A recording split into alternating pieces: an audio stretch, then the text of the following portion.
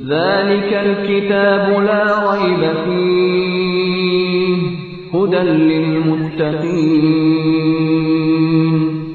یہ کتاب ایسی ہے کہ اس میں کوئی شک نہیں، یہ ہدایت ہے ان ڈر رکھنے والوں کے لیے۔ یعنی اس کتاب کی ہر بات کسی شک و شبہ کے بغیر درست ہے۔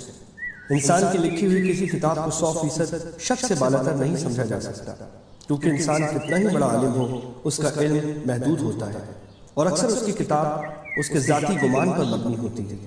لیکن چونکہ یہ کتاب اللہ تعالیٰ کی ہے جس کا علم لامحدود بھی ہے اور 100% یقینی بھی، اس لیے اس میں کسی شک کی گنجائش نہیں۔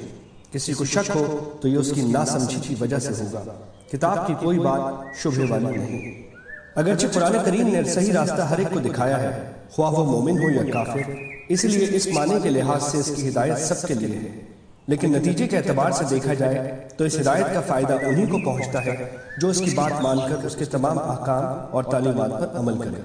اس لیے یہ فرمایا گیا کہ یہ ہدایت ہے ڈر رکھنے والوں کے لیے جو بے دیکھی چیزوں پر ایمان لاتے ہیں۔ الخاطب۔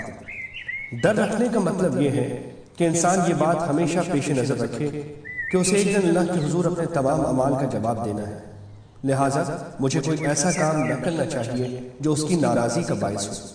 اسی خوف اور دھیان کا نام تقویٰ ہے۔ بے دیکھی چیزوں کے لیے قرآن کریم نے غیب کا لفظ استعمال فرمایا ہے۔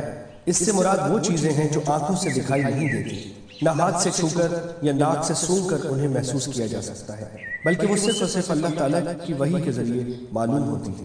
یعنی یا تو قرآن کریم میں ان کا ذکر ہے یا آن حضرت صلی اللہ علیہ وسلم نے وحی کے ذریعے وہ باتیں معلوم کر کے ہمیں بتائی ہیں، مثلاً اللہ تعالیٰ کی صفات، جنت و دوزخ کے حالات، فرشتے وغیرہ۔ یہاں اللہ کے نیک بندوں کی یہ تعریف کی جا رہی ہے کہ یہ لوگ صرف اللہ تعالیٰ اور اس کے رسول صلی اللہ علیہ وسلم کے ارشادات پر یقین کر کے ان چیزوں کو دل سے مانتے ہیں جو انہوں نے آنکھوں سے نہیں دیکھی۔ یہ دنیا چونکہ امتحان کی جگہ ہے، اس لیے اگر یہ چیزیں آنکھوں سے نظر آ جاتی اور پھر کوئی شخص ان پر ایمان لاتا تو کوئی امتحان نہ ہوتا۔ اللہ تعالیٰ نے ان چیزوں کو انسان کی نگاہ سے پوشیدہ رکھا ہے، لیکن ان کے وجود کے بے شمار دلائل مہیا فرما دیے ہیں کہ جب کوئی شخص ذرا انصاف سے غور کرے گا تو ان باتوں پر ایمان لے آئے گا اور امتحان میں کامیاب ہوگا۔ قرآن کریم نے بھی وہ دلائل بیان فرمائے جو انشاءاللہ آگے آتے رہیں گے۔ ضرورت صرف اس بات کی ہے کہ قرآن کریم کو حق طلبی کے جذبے سے غیر جانبدار ہو کر پڑھا جائے اور یہ خیال دل میں رکھا جائے کہ یہ معاملہ ایسا نہیں ہے کہ اس میں لاپرواہی برتی جائے۔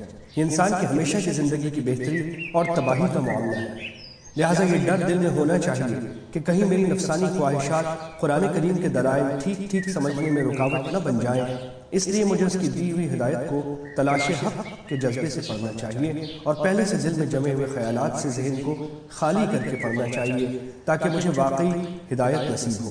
یہ ہدایت ہے ڈر رکھنے والوں کے لیے کا ایک مطلب یہ بھی ہے